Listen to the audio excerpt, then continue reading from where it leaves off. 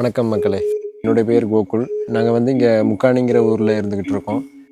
இங்கே பக்கத்தில் ஆத்தூரில் பெரும்பாலான மக்கள் வாழையும் மற்றும் வெத்தலை விவசாயம் பண்ணிக்கிட்டு இருக்கோம். நாங்கள் இங்கே எங்களுடைய குடும்பமும் ஒரு விவசாய குடும்பம் தான். நானும் விவசாய குடும்பத்துலேருந்து வந்தவங்க தான். என்னுடைய தாத்தா, என்னுடைய அப்பா எல்லோரும் விவசாயம் பண்ணிக்கிட்டு இருக்காங்க. நாங்களும் வெத்தலையும் வாழை எல்லாமே நாங்கள் விவசாயம் பண்ணிக்கிட்டு இருக்கோம். இப்போ எங்களுக்கு இந்த கொரோனா, அதுக்கப்புறம் 2023 இந்த தாமிரபரணியில் பெரும் வெள்ளம் எங்களுக்கு வந்துச்சு.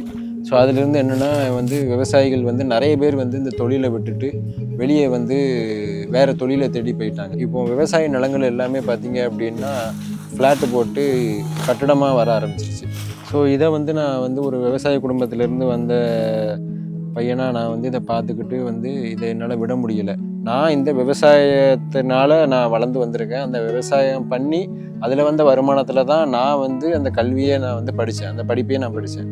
அப்போது இந்த விவசாயத்தை விட்டுட்டு இந்த விவசாயத்தை என் கண்ணு முன்னாடி அதை அழிஞ்சிட்டு வர்றதை பார்த்துட்டு நான் வெளியே என்னுடைய சொந்த வருமானத்துக்காக நான் வெளியே கம்பெனியில் போய் நான் வேலைக்கு போகிறது நான் என்னுடைய விருப்பமே இல்லை அது.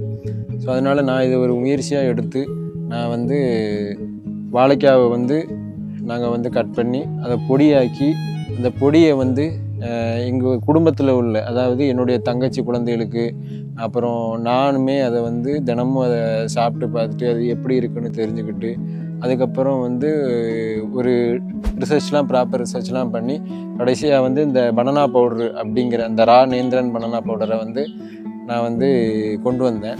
ஸோ இங்கே உள்ள விவசாயிகளுக்கு எங்களை மாதிரி ஆட்கள் தான் சொல்லி புரிய வைக்க முடியும்.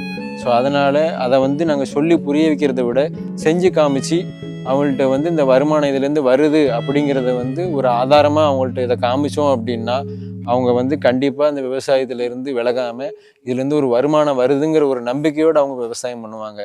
அப்போ தான் இந்த விவசாயமும் நல்லா வரும், இந்த இடத்தையும் நான் காப்பாற்ற முடியும்.